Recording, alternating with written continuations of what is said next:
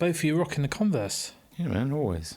This was the Nirvana UK band, wasn't it? Not the Nirvana with Kurt Cobain in. Yeah. Okay, cool. Good.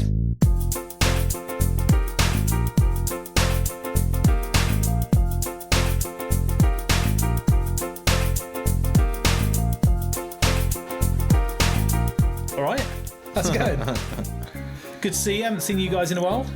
It's been a while, hasn't it? It's been a while. But I think, you know, we enjoyed your company so much as a guest, Gareth, that you have now become an official member of this lovely little podcast that we're doing. You're the leader now. You're the leader. I'm in charge. You're the captain. Yeah. Wow. We didn't tell you that. Right.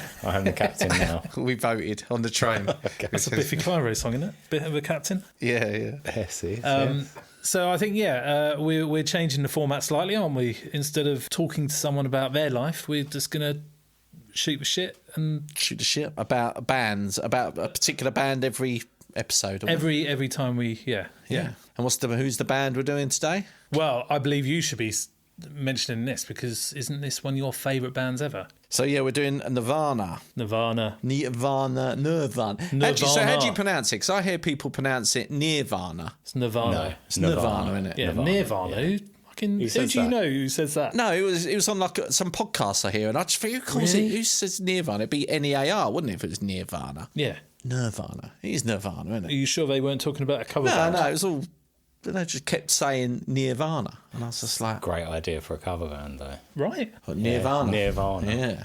We were in the World's End a couple of weeks ago, Yeah, we got and there was a poster up on the wall for a Nirvana cover act called Nirvana, wasn't it? Was that it? Yeah, Nirvana. Or It's with a not- H at the end. H at the end, yeah. Brilliant. Very imaginative. I was reading up like the amount of names they had before they Follow chose on Nirvana. Yeah. I was going to say something, I can't remember. Skid Row, Right. which I thought was a band anyway. I think it is in the UK, isn't it? I thought it was an American, American hair band. I don't know. I might be wrong. Pen Cap Chew, Ted Ed Fred, and Bliss. Bliss, yes, I've heard that one before. Terrible. Ted Ed Terrible, Fred. right? Yeah. Don't you find that though? It's weird. Like if bands take that name a different route, would they be as big? Like so, if they were called Ted Ed Fred, regardless of never mind, do you think they'd be as big? No. It's like I remember, Absolutely not. going back to what I remember as well. I remember one of their names was Cans of Piss. They were going to be called. You imagine like would they be? They're not going to be as big. Are they? Just called Cans of Piss, no matter what music you do. So it's No. weird that they go, the bands just go for that just name that means nothing but means everything as well. Yeah. They're the bands that all do the kind of, because you can't pinpoint it on anything, can you? Yeah. There's a lot. I always find band like Blur as well. Another one. There's nothing you can say from that. It's Oasis. No. You couldn't tell if they were punk band, rock band, what they are. What I find really odd, going off the subject here, but there's a band that I really like. When I got into them, they were called Mandolin Orange. 4 albums, and they've changed their name to Watch House. Really? That's weird. And they must just lose some fans who probably don't know that they've done that as well. Yeah. And so if you're on one of the streaming services now, like all the album covers have Watch House instead of Mandolin Orange. That's odd. Never heard someone do that, especially after like 4 albums. Yeah. Weird, right? Because sometimes maybe like 1 album or something like that, and I don't know, record labels say you need to change your name or something like that if you want to go far or something. Fucking bizarre. Anyway. Oh, my computer's broke. Oh, shit. No, it's all right, it's me. Cheers, boys. Oh, yeah, what are you drinking? Now, I am on one of my favourite breweries, Howling Hops. I've been drinking these since before I got married. 12 years ago now. No, And is it you've 12 not- years ago? Fuck, 2014. You've not stopped. 11 years ago. 11 years ago. What percentage is it? This is a weak one, actually. This is a session beer. 7.4. Tropical. No, 3.8. So quite low. But I do love them. Out of Hackney. Yes. We went there a little while ago, didn't we? We did. Yeah. Nice place. Got smashed up on their brown ale. On that, yeah. That was- Shadow boxing.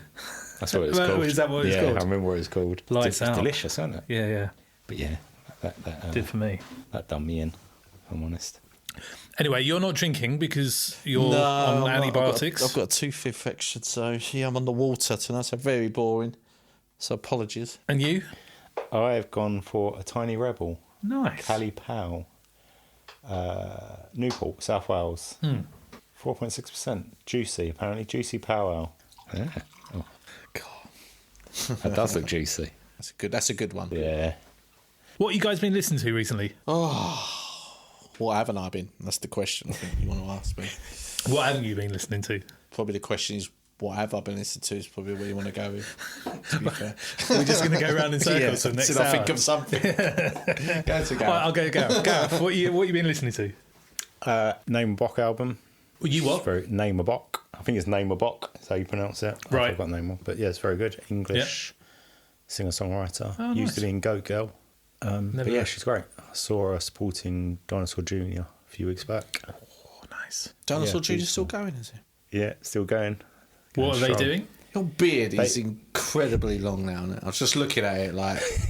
it's like, fucking hell, that's long. Yeah, it's ridiculous, isn't it? I thought about cutting it off the other week, but then I had a really horrible dream that I'd shaved it really bizarrely, and I had like these really saggy jowls, like a bulldog. Like droopy. Yeah, like really droopy. And I actually woke up in like startled, and then like went for my face and stroked my beard, and I was like, it's all right, it's good. I didn't actually do that, and I've not got a face like a bulldog. My kids have honestly said they'd freak out if I shave my beard off. Yeah, they cling to me and say, please don't do it. That's what mine used to say when they were younger. Does Minnie like it, or does she want you to shave it off? No, she's fine with it staying where it is. But she's seen both sides, like the clean and the not clean. Yeah. She prefers rough. Hidden. So what sort of stuff does she do? It's kind of folky, I guess I'd say. Yeah, English folk, Yeah. as opposed to Yeah, like an very Americana. nice voice, quite mellow. Yeah, well worth a listen. I think she's actually supporting Neil Young when he plays in Hyde Park in the summer as well. He's doing this British summertime. Yeah, he's doing British Summertime this year. I guess if he's over for Glastonbury, might as well. As well, yeah. Are you going? Christ, he's still going on Neil Young. How old's he now? He's got to be in his 70s, isn't he? Yeah, late 70s, yeah. How about you, James? What have you been listening to? I've been listening to what I think this is going to be the band of the summer, actually. Turnstile. Yeah, Turnstile. Turnstile. Oh yeah, what kind? What kind of music's that? Hardcore. Been around for quite a while, actually. I think they're going to be massive. I mean, they're already massive in that circle. But I think they're going to take off. Are they English or American. From Baltimore, I think. Baltimore? Yeah. Great sound. Like, really, really interesting. Like, hardcore mixed with early 80s synth. I've read some reviews where they've sort of suggested sort of police-esque rhythms and drums. Bit Duran Duran. I mean, there's a real mixture in there. Bit of dance in there. You're saying all that and then you're saying hardcore. None of them bands are like... No, but this is the whole point of why they're going to blow up, because we're straddling the lines now of this hardcore band, but also doing really unique sort of intertwining of pop rhythms with hardcore punk. Going to be interesting. I'm going to look them up. Holiday off Glow On. Check that out. That's a good track to start with. Never Enough, good single. Okay, I'm going to Anyway. do Turnstile. Okay. I'll let you know. I'll give you some feedback. Thanks.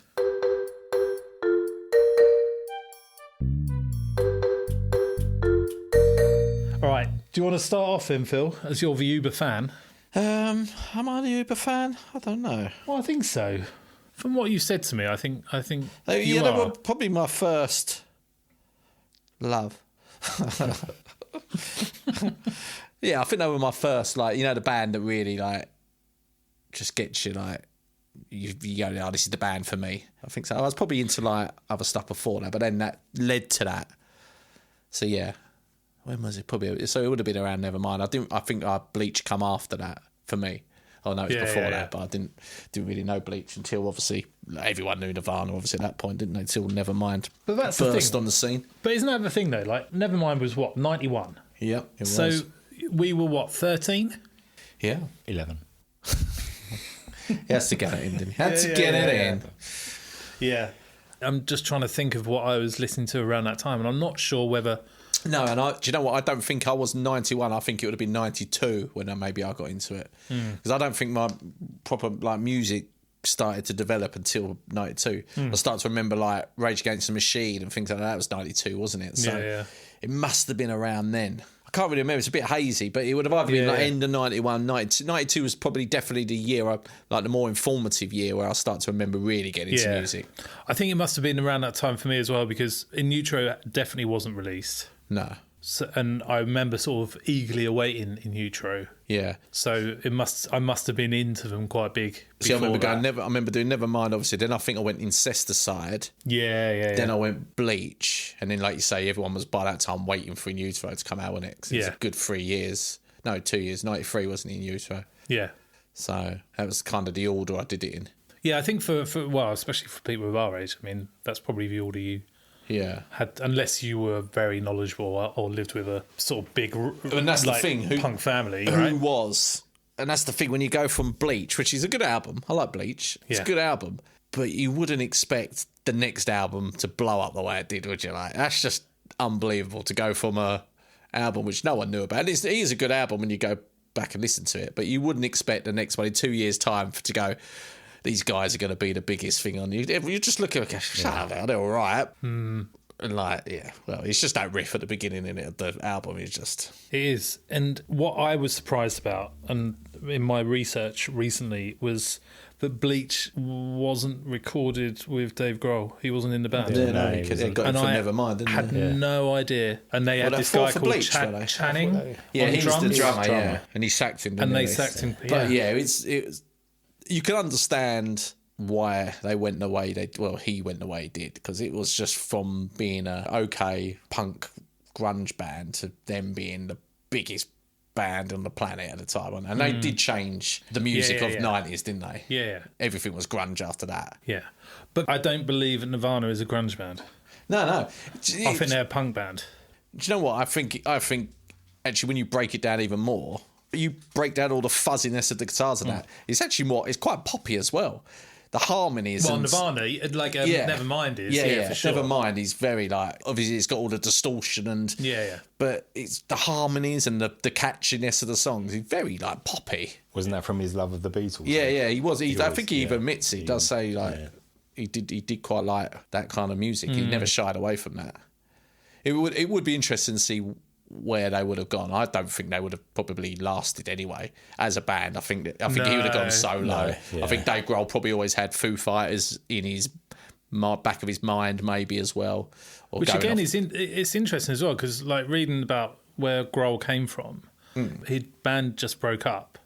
Smile, was it, or something like that? Was that what they were called? Was it Smile or something like that? Yeah, something like that. They're a DC hardcore band. So like they've all come from this kind of punk hardcore aesthetic. But I am not sure that they're a grunge band. They kind of made grunge popular, to be fair. I think grunge is always kind of on the the underground coming up, but they just brought it right up to the surface like straight away, didn't they? Yeah. I mean, I was at the Brush a few years ago now, probably about 4 or 5 years ago, so still like the older statesman at the Brush and all these youngsters and that. And I was at the bar and the dance floor was like busy but not busy enough. And then suddenly, and I've never seen the Brush, just all these youngsters just come running from the toilets, bombing past. I was just like, I kind of got goosebumps. I thought, is there a more like famous riff or introduction to a song? And is there a more loved one? Or it just gets a place like the Brush anyway, where it just gets everyone just on the dance floor. It's unbelievable. Absolutely. That song is just, I know it's overplayed and it's blah, but when you actually break it's an amazing song, isn't it? Yeah. I guess we were too young to we were too young to see them as well, right? Yeah. My sister's got a funny story, actually. She went to Reading, the famous Reading, to see 92? Yeah. And she was in the tent with diarrhea the whole time. Whole time they were on, she could see them in the distance. Still, never got to saw them. Oh, that's gotta suck. Yeah. Yeah, so it's quite funny, but it was too young. We was too young to see, weren't we? But let's say when that first band, you kind of just listen to everything, didn't you? Hang on everything they say. The lyrics are very odd, aren't they? Bit of mystery about them. Yeah, no one really knew what he was talking about. Everyone tried to like work out what it was. No. And then you had all obviously myths about him being ill and attempted suicide and stuff like that, and. That's the interesting, and just going back to the lyric thing, there does seem to be a common theme here. Like R.E.M., right? Very obscure lyrics, very sort of buried underneath music. Yeah. Same with him as well, but yet it's very powerful stuff. Yeah. Where do you think that comes from? Do you think it's the fact that you have to listen so hard to make it out, that you get more immersed into the music? I just think it's not on the nose, is it? I do like lyrics where they're not on the nose. Yeah. That's why I always used to just detest like Oasis and things like that. 'Cause it's so fucking on the nose. It's like you could tell what he was going to sing before he'd sang it, because he just was going to rhyme, wasn't it? And you didn't even know the song, but you could sing along to it. Yeah. It's just so bloody obvious. I just hated that. It just really. Chili Peppers are the same, I find, with that. Just rhymes for the sake of it. It's got absolutely nothing to do with the song. It will just say a word that rhymes with the one before it. I mean, I like the Chili Peppers, but that is one of my pet hates. I was like, it's bloody annoying, that. So I do like. I think I've always kind of liked that. The more mysterious lyrics where you do have to delve into it, or even just have your own interpretation of it as well, isn't it? It doesn't actually mean it's right or not, but you just. That's it, isn't it? You can put your own meaning into whatever their words were at the time. Yeah. Yeah, interesting. And I guess when they started coming around, I mean, a lot of things were changing, don't you think, musically? Like the bands of the 80s, I mean, GNR were around for a little bit longer, but a lot of those sort of hair bands, the metal bands were beginning to sort of, fade into the distance. I think it was a bit of a dead period, wasn't it, in the UK, kind of 92, 93. Well, yeah, I guess you had the end of the baggy scene. Dance music was just beginning to come in, but it wasn't quite there. There was nothing really out there that people could grab hold of. Yeah, and as well, I think for us at that time, for some reason, it's like any teenagers, isn't it? You just got that angst. Yeah. And you don't know why you've got it, do you? It's like, I was thinking the other day, why did I used to listen to Rage Against the Machine? And why was it was so angry, and I used to love it. I think, why did I like it? Yeah. Didn't have a bad upbringing, but you're just angry for no reason, didn't you? You just that's it. And you latch on to that when there's other people being angry, and you think, oh yes, someone else is like that, feeling like that too. Yeah, I'm not the only one, and it's cool. It's not just good; it's cool, isn't it, to be like that? And you would know you're too young at the time to kind of understand the political undertones of what they were doing, and you're just like, this is angry. Yeah, exactly. It's bizarre, isn't it? So there's that to it as well. I think it just hit us at the right time. Yeah. But when you're saying about the brush as well, it just goes on in cycles, doesn't it? It's like my daughter likes them now, being a teenager. Yeah. And I think every kind of teenage generation that comes around is going to kind of identify with that. Yeah. But the music has to be good as well, though, doesn't it? As well. Oh, yeah. It's not an accident. It's not just a fashion thing. It was a great scene, and I just remember like Smashing Pumpkins, Pearl Jam versus, and there was so like Alice in Chains. My God, there was some great music at the time, and the culture was great as well. I remember still to this day, one of my favourite films is Singles with Matt Dillon and half of Pearl Jam in it, and Bridget Fonda. Like that whole scene, I just wanted to be there, like that. And you were stuck in Hadley. I was stuck in Hadley. But it's a great scene. Yeah. Don't you think? It was a strange time, wasn't it? I think it, like I say, just hit our lives, but more informative years, wasn't it, where we was growing up, changing. Yeah. Everything's changing rapidly as well, wasn't it? It was fast. Yeah. You had to like move quickly with everything. Music, TV, film, fashion. Yeah. It was all just coming at you, wasn't it? It was an explosion. I guess we were coming out of the sort of Cold War, the depression of fucking 80s Thatcher. We were coming into a new sort of era, weren't we? I think, and from that, like, not just that, but Reagan was gone. People were like finding their feet, and there was a lot of inspiration and a want and desire to do your own they kind of say the 90s was like the 60s, wasn't it? It was It was that kind of. It wasn't flower power, but it was that kind of same kind of thing, I think, wasn't it? That people were, especially music, were being inspired by that. Yeah. Yeah, 90s. The music of the 90s. Yeah, great. What was your relationship with Nirvana, Gareth? Sexual? Yes, very. I was probably quite late. Okay, probably finished my sentence there. I guess through my brother, probably, where I first heard it. Is your brother, like, is he the messiah for you musically? Is he just giving you everying? We need to get him in. I think we said that last time. Yeah, should we just get rid of this one? We got to get him in. No, but I think at the time I was kind of listening to more, I can't remember, probably pop shit. I remember like in De La Soul at the time. Yeah. That's not pop though, is it? No, it's not pop. And I was getting into a bit more of the hip hop side. Like I think I got the first Wu-Tang album. Yeah, and it was definitely from my brother like playing it that I first heard them. So yeah, I was probably quite late, and that would have been Well, so Nevermind 91, I guess he got that when it came out. How old's he? He's that 2 years older than me. Yeah, He's in our year. Yeah. Old school. So yeah, he would have been hearing it from him, and he had that, and Pearl Jam 10. So yeah, and then Chris kind of, they've always been there, but can't say I was ever an Uber fan. I see the place they have, in the world of music, and what they mean to a lot of people. And yeah, I like them, but I would say it's just been there over the years. I was never kind of there at the start. Hard to ignore, really, isn't it? Yeah, they're hard to ignore, but I was never kind of there at the start, like, constantly listening to it. I guess I was never that angry as a teenager, maybe. Yeah. I was placid.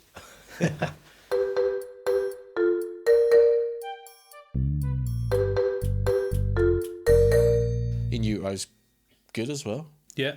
Incesticide good. Yeah, I was listening to Incesticide the other day and I forgot loads of them songs. We were discussing it, weren't we, on the group, whether we include Incesticide in our discussions. Like that for me, that was one of my favourite albums. Yeah. I absolutely loved it. Yeah, it's a very punk record, though, isn't it? Very short. Yeah. 2-minute little songs. Just get in and out, like Sliver, Son of a Gun. Yeah, it's a good album. And then obviously everyone was waiting for In Utero. Don't know. It's a weird one, In Utero. I like it. It is good. I like it. I think it's a massiff fuck you to the industry. Yeah. We weren't going to go down the same route again, was it? They were basically, no, we're not going to do that again. I mean, you got some good singles on there, haven't you?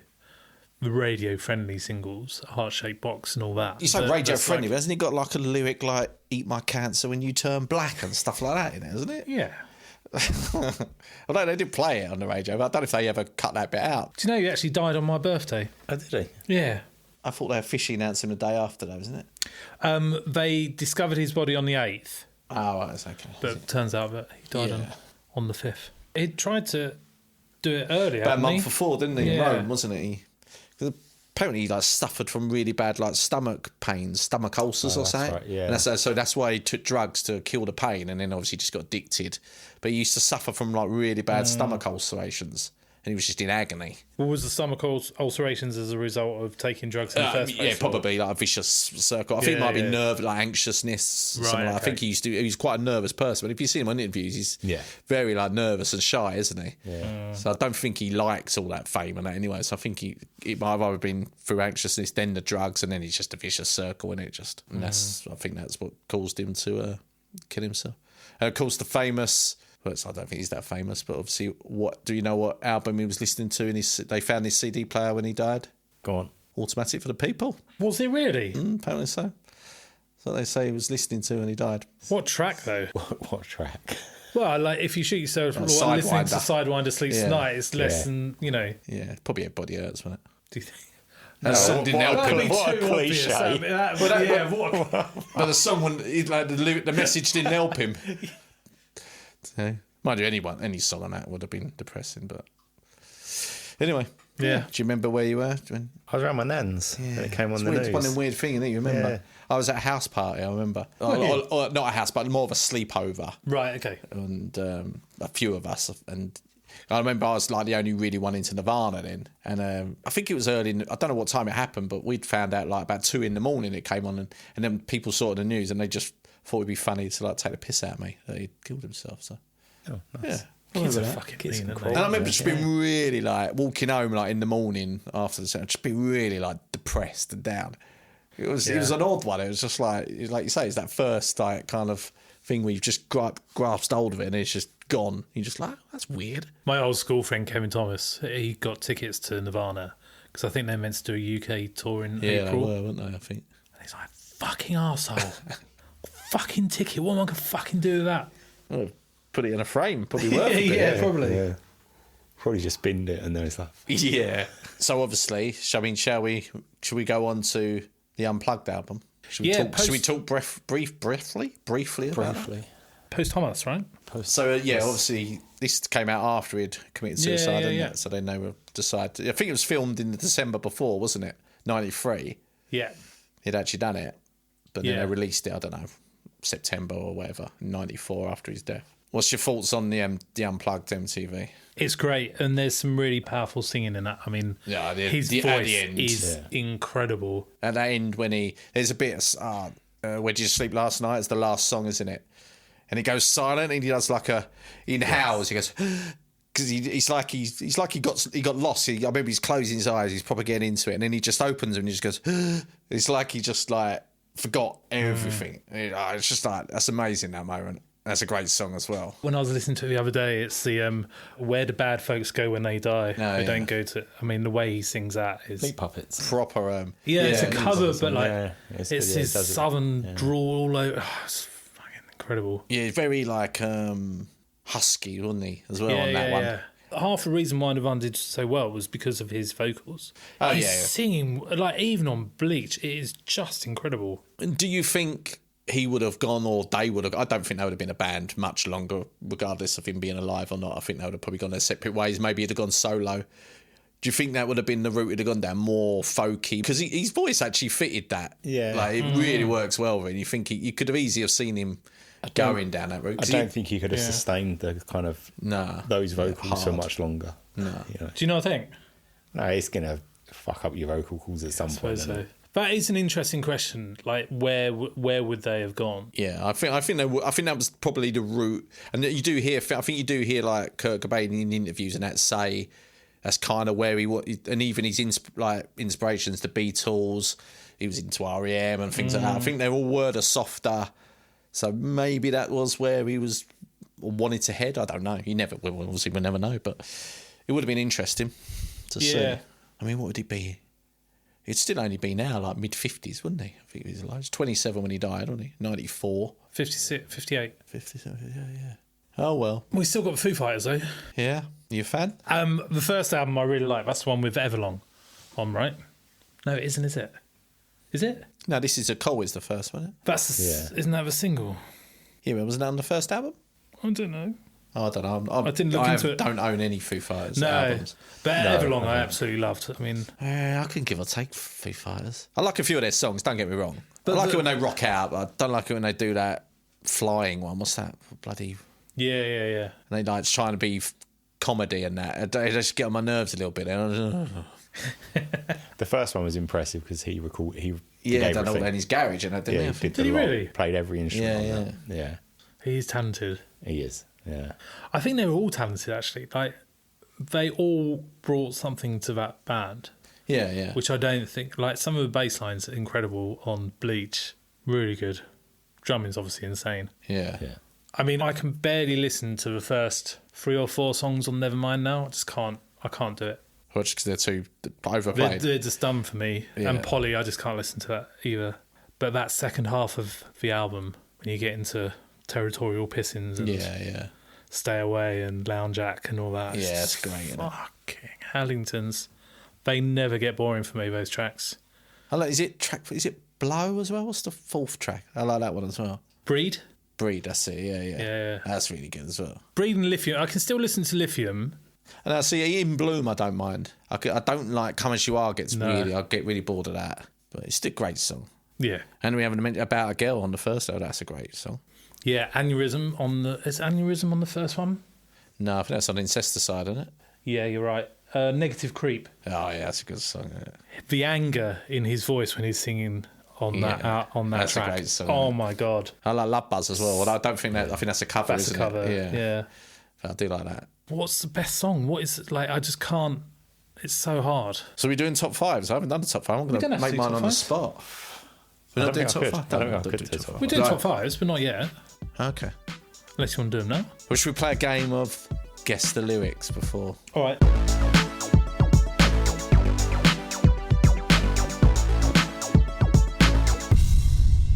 So what we can do, the AI or... Yeah, so I'm going to give you a lyric and you've got to tell me if it's... This went really bad. If it was done by Kurt Cobain, straight Nirvana, or whether it was by Kurt Cobb, A-I-N. Yeah. Can you just do that again for me, please? Kurt Cobb, A-I-N.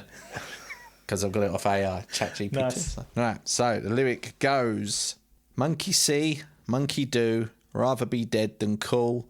Every line ends in rhyme, less is more, love is blind. That is Cobain, Is it? not Cobain. What are you going for, Gareth? Yeah, I'll go Cobain as well. Going Cobain. It is. You're both right. It is Kurt Cobain. I think this is already going better than the last one. Yeah, you I took a think while you're on the right, last one. yeah. I think before you got it right, I think. Choke on a lullaby, scream me to sleep. Mum said the monsters just want to eat. That's Kurt Cobain. Kurt Cobain. Yeah, I reckon. Yeah, the AI. Yeah, I think so. you're both right. Kurt Cobain. This is going rather well. I found Two for two. I found a picture in a drawer of skin. Teeth in the carpet, grinning like sin. Why are you shaking your head? It's your turn to go first. Cobain. Cobain? I think so. Yeah, Cobain. It was Cobain. See, these little bastards, they get you, didn't they? Yep. They're gonna That was rule quite a good one, They're going to actually. rule the world one day. Quite like that one. We'll never know. I'm a moth inside a bottle, banging wings against the blue. There's a heaven in the throttle, but it always looks like you. Yes, it always looks like you. Oh, the tension. Can let the beard man go first. I'm going to go AI. I'm going to go Cobain. There's Kurt Cobain. So what's that? 3-2? Yeah, 3-2 to me. Yeah. 3-2, yeah. Nice. Last one then, yeah. Meat eating orchids, forgive no one just yet. Cut myself on angel hair and baby's breath. Cobain. Cobain. Yeah, that's funny. That was quite. Isn't that That's like from Rape Me, heart-shaped box? Isn't it? Heart-shaped Was it? box. That's- Yeah. I thought I'd go for a bit of an easy. So yeah, so Gareth won that one. Well done, Gareth. 4-3. Good one. Yeah. Yep. So that was the game. Kurt Cobain or Kurt Cobain. Okay.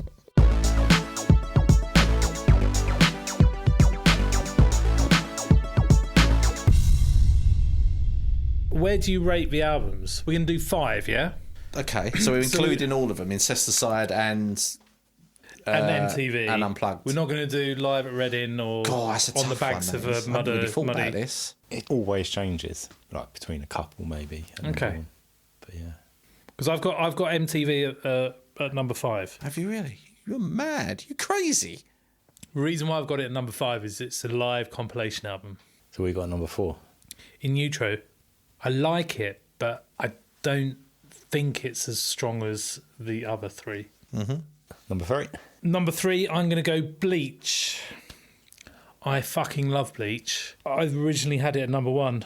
I like it that much. I just think it's brilliant. Yeah, I like it. I'll explain a bit later why I put it at number 3, but Incesticide, for me, I think has so many memories. Yeah.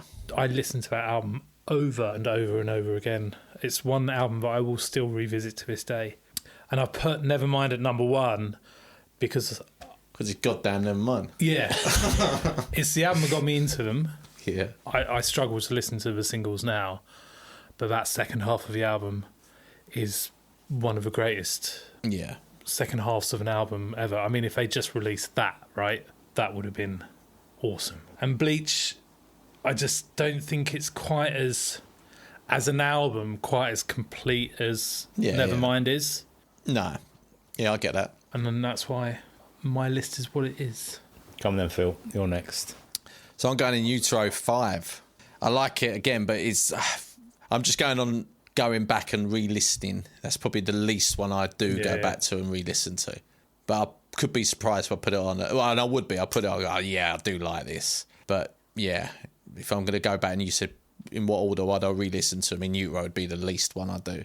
And I'll probably go Incesticide for just again because I did used to like that album. But to be fair, I think it was we went out about a month or so ago when you sang about it. And it put it in my head to listen. I really did like it, but I forgot all about it, really. Mm-hmm. Then Unplugged. Number 3. Yeah. Bleach 2. And Nevermind 1, yeah. Yeah. Nevermind, I know what you mean. It can get... Because it's just overplayed in it, so you can just, like, not listen to it. You just, I'm bored of it. But taking it away from all that, it is fucking awesome, isn't it? So... Yeah. Did you do yours yet? No, you haven't done yours? No, don't Let's yet, do no. yours. 5. Never mind. Oh. No, I'm fucking. Incesticide, I put a 5. Okay. Yeah. I mean, I like Is that because it. you didn't want to include it? So what I've done is I've put the two kind of comps in the bottom places. The non-studio albums. Yeah, the non-studio albums. It's good. I just don't listen to it much. You know, I'd never kind of think, I'm going to go listen to that. He's got some great songs on there. But yeah, so number 5. Number 4, I've put Unplugged, which is brilliant. I adore it. But again, I've just put it down there because it's a collection. 3, I'd go Bleach. 2, I'd go Nevermind. And I've got In Utero at top. So what is it about In Utero that makes it... I just like the production of it more. I just like the sound of it more than Nevermind. Dirty, I love really. Nevermind. It's dirty, isn't it? It's dirty. I mean, it's still Steve Albini who did it, and it felt a bit more polished to me. And I liked In Utero for the fact that it wasn't. And it also felt back like they were probably even pushed to do something that was like Nevermind, a bit more kind of, you know, mainstream that people could get into straight away. And In Utero felt like the opposite. But yeah, I mean, you know, it's a. It may change. They've even got songs in there like radio-friendly unit shifter. You know, it's that sort of. Yeah, but you know, ask me again next week, and it'll probably it could change. What's the other? Is it Francis Bean will have a revenge I love that. On Seattle? Yeah, Seattle. Yeah, I see. Yeah. Farmer Francis, that's it. Farmer Francis will have a revenge on Seattle. It's brilliant. So yeah, there you go. But you know, they could all, any of those, any band would be happy to make, wouldn't they? It's not a bad one there, but also, did they fall favour of the fact that they did only do 3 studio albums as well? Could they have been one of them bands who just got worse as they went on, and actually everyone was just like, well, they've lost their way, haven't they? They could have been on like their 16th album by now. Do you know what I mean? Did they just fall because of obviously the classic they've got Nevermind, which is great, and then 3 albums, that's it. Such a short career. Everyone just goes, oh, that's brilliant, perfect. They would have no doubt done a stinker at some point, because every band does, don't they? They would have just carried on and done a stinker. It would have just been interesting. Yeah, we're going back that way, aren't we? What would they have? How would they have gone? What would they have done? And would they have been as successful? Don't know. I've really enjoyed listening to Nirvana over the last week or so, just really getting into them. Yeah. And can I just say, as a Butch Vig who did Nevermind, didn't know he was the drummer of Garbage. In Garbage, yeah. Oh, was he really? Yeah. He's in Garbage. Yeah. I didn't know that. Yeah, I didn't know that either. Good fact. Yeah. Like it. In fact, I didn't know that. I knew that. Let's see, when was Garbage's first album released? Give me a year. 94? I'd say 96. 95. 95. That's a bit of a difference. There you go. So I guess he was a producer until he got involved. I think he still does, doesn't he? Yeah, I think he does. Yeah. I wrote some notes on him actually. Yeah. Yeah. Works with Smashing Pumpkins. 5'7". Blue Eyes. L7, Sonic Youth. Oh, yeah. I think he produced the Siamese Dream album. Because there's always that thing of Billy Corgan saying that Nirvana ripped him off, like Cobain ripped off his sound. I think Billy Corgan's a very angry man, though, isn't he? No, but not. I don't think it was in a hateful way. No. It was kind of like in a way that, you know, you could see where he'd got some influences. Because didn't like Guns N' Roses and Nirvana have beef with each other, didn't they? Did they? I think Axl Rose and Kurt Cobain, they hated each other, didn't they? I remember, I think there was something on the MTV Awards or something where... Have you ever seen the clip where Chris, what's his name, throws up his guitar in the air? Novlicek. And it comes down and hits him in the face. No. Have you never seen it? I think it's the 93 MTV Awards. And that's the time when I think Axl Rose and Kurt Cobain have a row in the back, and it's something to do with Courtney Love. I think she like mouths off or something. Not whose hair's better. Yeah, probably something like that. Oh, you should see it. If you get like a YouTube clip, watch like he throws it, he throws it in the air like that, and it just comes and hits you in the face. But he dazed for a little bit. He just picks up and starts playing it again. I feel so. He's so tall as well. Yeah, he's like a politician now, isn't he? He went into politics, didn't he? I don't know if he still is, but he definitely, he went in and did something. I can't remember. Oh wow. Yeah. Well, should we wrap up? We got anything to wrap up Nirvana with? What, songs? Songs as in favourites. What, another top 5? Yeah. Oh, that's a tough one. What, my favourite? Well, this is top 5 songs. God, you put me on the spot here. I'll do a favourite. Right. To do a top 5, I'd probably miss something out. Okay. Do you first, what I'm thinking. Drain You. Yeah? Yeah. It's on my list. That start, whoa, baby, too. Yeah, it's quite catchy, isn't it? Straight away. It goes straight into it. Yeah. It's a good choice. Yeah, I like that one. But then it could swap. I mean, Negative Creep is one of my favourites. Yeah, I love that. Tourette's, I've got Aneurysm, Lounge Act, Stay Away. I mean, endless. Yeah. And ever changing. I've got Francis Farmer on mine, as mentioned earlier. I like that. Yeah. I quite like Serve the Servants as well. Yeah. I did like that one, yeah. That was a single, wasn't it, as well? I don't know. Might have been. I do like All Apologies. Yeah. That's a good one. That's a great song, isn't Brilliant it? song. All right, well, good chats. Yeah. Nirvana, good band though. Well, They are, good yeah, band. yeah. Good band. Go check them Yeah. out. Go check them out. Go check them out. This has been a Kiss the Curb production, produced by Barry at Backwater Channel Studios. Music by Ben Bailey. Talking About is presented by Gareth Norman, James Gentle, and Philip Reynolds.